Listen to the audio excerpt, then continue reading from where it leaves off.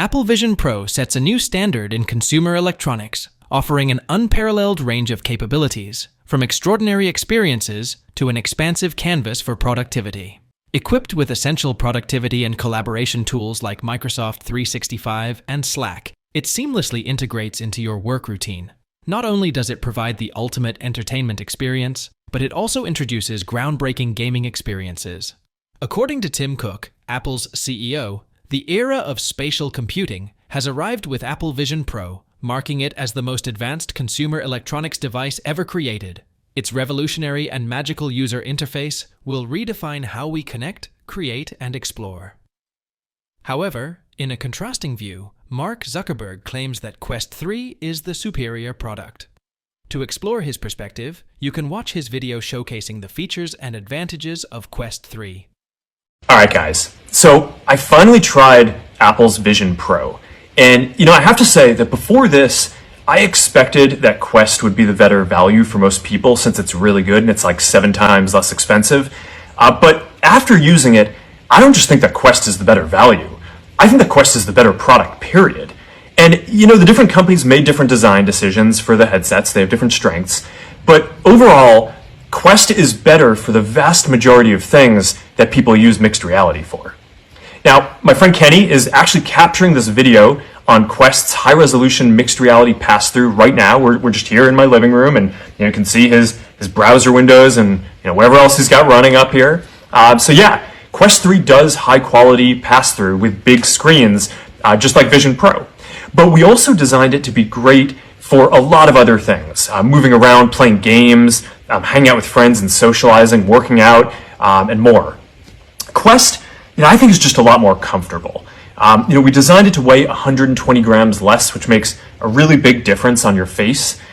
There's no wires that get in the way when you move around. It's a big deal. Our field of view is wider, and I found our screen to be brighter also.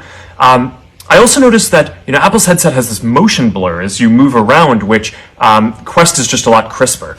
Now, Apple's screen does have a higher resolution, and that's really nice. But I was surprised by how many trade-offs they had to make to the quality of the device and the comfort and ergonomics and other aspects of the display and artifacts in order to get to that. Now, for input, Quest supports precision controllers that are great for games.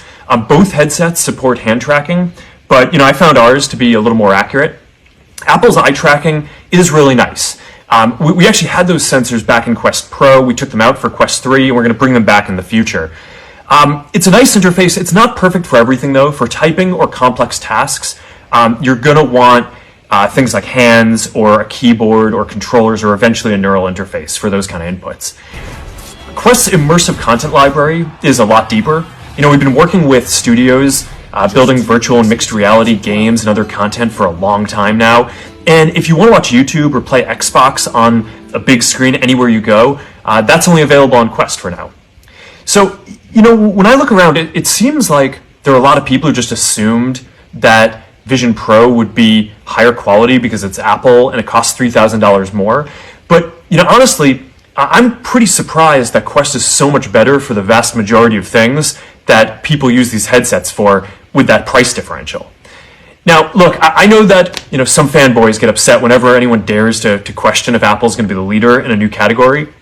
But the reality is that every generation of computing has an open and a closed model.